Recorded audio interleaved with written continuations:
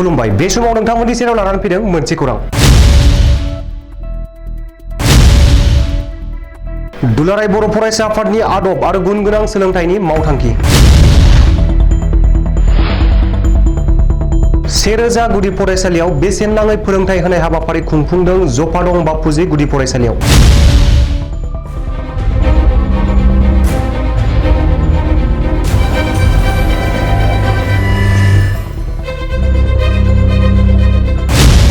बाक्सा जिल्लानि बेन्दोंआव थानाय जफादं बापुजि गुदि फरायसालियाव दुलाराय बर' फरायसा आफादनि बानजायनायाव बाक्सा जिल्ला एबसु आरो जफादं दखरा एबसुनि हेफाजाबाव आदब आरो गुन गोनां सोलोंथाइनि मावथांखि 1000 गुदि फरायसालियाव बेसेन नाङै फोरोंथाय होनाय हाबाफारि आयदाखौ लानानै दुलाराय बर' फरायसा आफाद आरो फोरोंगिरि फरायसा आरो बिमा बिफाखौ लानानै सावरायनाय हाबाफारिया जोबनानै थांबाय।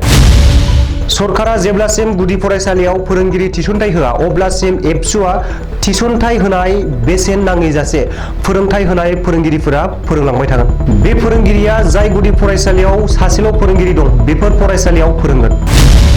दिनैनि बे बेसेन नाङै फोरोंथाय हाबाफारियाव बेखेवगिरि गाहाय आलासि महरै बाहागो लायो मिरु दुलाराय बर' फरायसा आफादनि आफादगिरि दिपेन बर' बिथाङा बाहागो लानानै बेखेवनानै होयो। आरो बाक्सा जिल्लानि गेजेराव गिबियै दिनै जफादं बापुजि गुदि फरायसालियाव बेखेवजाबाय।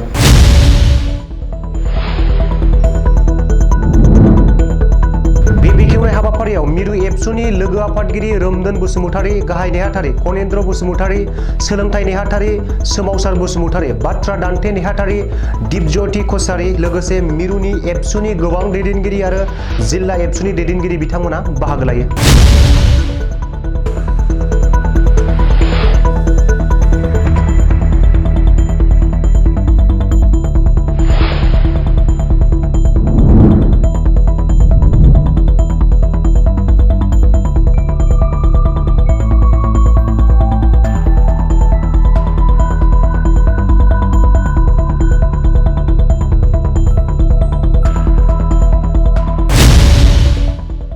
आन्दोलननि गेजेरजों सिनायबाय दखना गामसा गाननानै जोङो दिनै गोबां जायगायाव थाङो नुयोब्ला बुङो जे बे बर' हारि जोंनि रावा भारत संबिधानाव हाबबाय 80 सिडुलाव आसामावबो लोगो सरकारि राव जाबाय।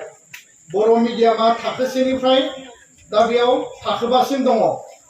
बिनि उनाव माने एमइ स्कुलाव फैगोन बिनि उनाव हाई स्कुल क्लास 10 सिम थाखो 10 सिम मेट्रिक लिरनो हायो। कलेजाव इउनिभार्सिटियाव साबजेक्ट लानानै जोङो मास्टार डिग्री खालामनो हायो। किन्तु क्लास 12 थाखो 11 आरो 12 जिखौ कलेज होननानै बुङो बे 11 आरो 12 11 आरो 12 दा जागोन। जेराव जेराव हाई स्कुल दङ बेयाव 12 सिम 9, 10, 11, 12 9, 10 बेखौ लानानैबो जों सरकारजों जोङो सावरायदों, दाबि होदों, मालाबा तर्क जुक्ति खालामदों आरो सरकारा बे बर' मिडियाम स्कुलफोरखौ लागोन होननानै बुंदों। किन्तु बाथ्राया जाबाय मा जे थाखानाय बर' मिडियाम स्कुल से बेयाव 60 फरायसा फरायसुलि दङ। थाखानाय सरकारि स्कुलाव दिनै फोरोंगिरि गैया। थाखानाय सरकारि स्कुलाव मोजां बिल्डिं गैया। थाखानाय सरकारि स्कुलाव दिनै मोजां बाउन्डारि गैया। बेयाव बिबार बागान गैया। मोजाङै बेयाव मिटिं खालामनो हानाय मोजां हल गैया।